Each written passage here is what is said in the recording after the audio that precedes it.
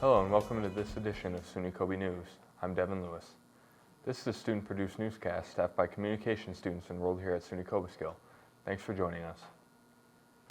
Students, faculty, and staff are now able to get back into the fitness center in Bauck Hall. This includes all of the equipment within the fitness center minus the free weights. Those are still located in the campus field house. It is unclear if those will be moved back to the fitness center. The fitness center includes treadmills, stationary bikes, and various different machines for all to enjoy. The fitness center is open from Monday to Friday in certain blocks and is also open on Saturdays and Sundays from 4 p.m. to 10 p.m. The fitness center cost for the semester is $148. Several students now have a better understanding of Black history inventions. This museum is traveling throughout all SUNY schools. This traveling museum highlights over 200 inventions by African American inventors over the course of history, including the Gulf Tea and traffic light. There are also posters up throughout the museum that highlight certain inventors such as Lonnie Johnson, who invented the water gun, and Dr. William C. Davis, who is a researcher in San Antonio. The museum also included inventors such as Louis Latimer, who invented the first practical light bulb, and F.M. Jones, who invented the thermostat and temperature control improvements. This museum was made possible by the Campus Engagement Board here on the campus of SUNY Cobeskill. COVID restrictions are currently being pushed back as Bauck Ballroom is now able to be used for events on campus. One of the biggest events to occur as of recent is Go Golf. Students have 16 holes to test their skills in a glow-in-the-dark mini golf course. The ballroom is lit up with black lights with reflective material placed throughout the room. A strong turnout throughout the night means this event has a strong possibility of happening again in the near future. Make sure to check your weekly blast email or the Quark app to stay up to date with the next big event on campus. If you want to suggest events or other student activities, contact the Campus Engagement Board or Office of Student Leadership. There's more coming up. You're watching SUNY Coby News from the video production facilities here on the SUNY Cobleskill campus. Stay with us.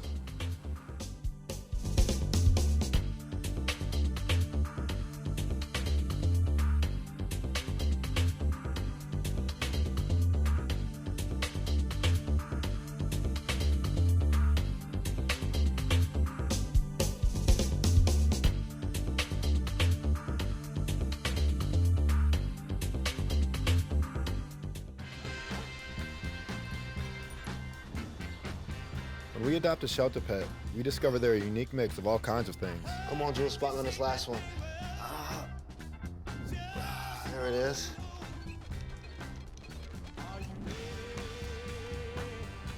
Keep going with it. Leo. They're a little bit of a lot of things, but they're all pure love. There are 16 million children struggling with hunger in America.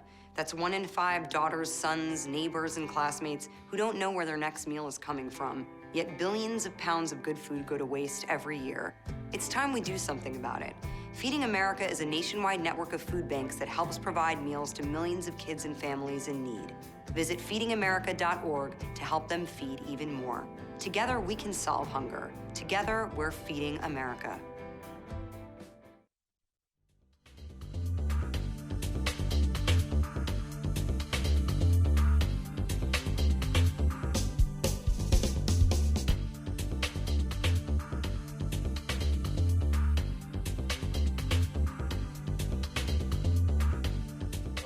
Back to SUNY Coby News. I'm Devin Lewis. We're here each week with a student-produced newscast from the communications programs offered here at SUNY Cobeskill. Thanks for being with us.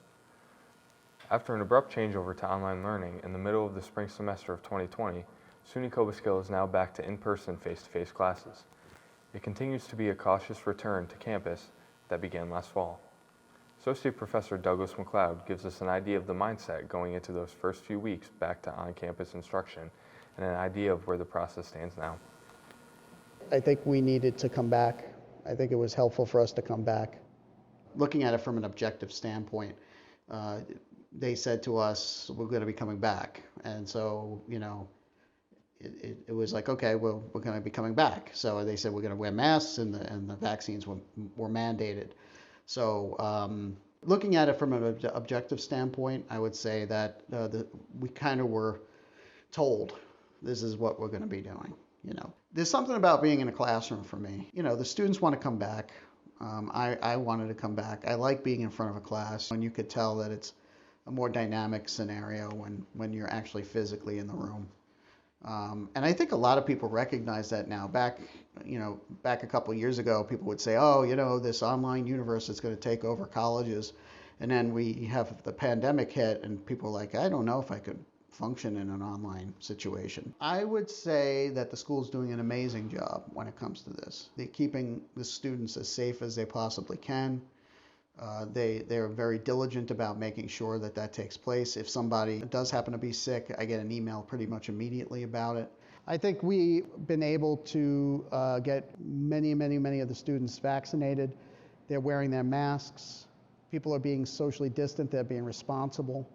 And the school is very good at being able to provide the information that they need and also the faculty need to ensure that we're safe. Campus police are advising students to lock up their bikes as people have been going around campus and attempting to steal them. Early last semester, the campus police department sent out emails to students suggesting that they lock up their bikes on the racks outside of dorm buildings due to the fact that people were attempting to steal them. Many students are now locking up their bikes outside and even started bringing them indoors. Other students have attempted to hide them under tarps and attempt to save their bikes from these thieves. Make sure you're checking your email regularly for updates on thefts occurring on campus and your general safety. Our mental well-being is important in any situation, and the mental health of students at SUNY Cobleskill is always a concern. Students recently learned more about various clubs and organizations here on campus, and they now have details on how they can get some quality time with a few four-legged friends. A recent student involvement fair helped to showcase some of the many clubs and organizations available on campus. One of the popular attractions at these kinds of events continues to be the chance to meet SUNY Cobleskill's own therapy dogs.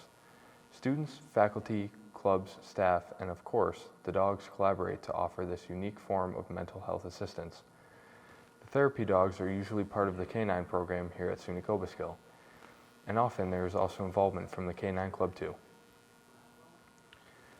Beard Wellness Center Senior Counselor Shannon Burrow says that the therapy dog effort varies by semester depending on availability and the need to coordinate with the Wellness Center, the K9 program, and the Schenectady chapter of Therapy Dog International as well.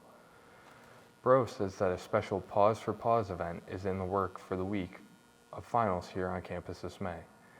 And she says that the doctor is in sessions could return for this fall semester in the Wellness Center on campus. We'll keep you updated on both of those stories here on SUNY Coby News. That's all for this edition of SUNY Coby News, live from SUNY Cobeskill. I'm Devin Lewis. We'll be here each Thursday evening at 6 this semester, coming to you from right here in the video production studio located on the second floor of the Van Wagenen Library building. For more information about the 2- and 4-year communication programs here at SUNY Cobeskill, visit www.cobeskill.edu today. You can also find the SUNY Cobeskill communication programs on Instagram, Facebook, and YouTube. Following the hashtag SUNY Coby COMM will also help you stay up to date on all things COMM here at SUNY Cobeskill. Once again, I'm Devin Lewis, and thanks for joining us. We'll see you again soon on the next edition of SUNY Coby News.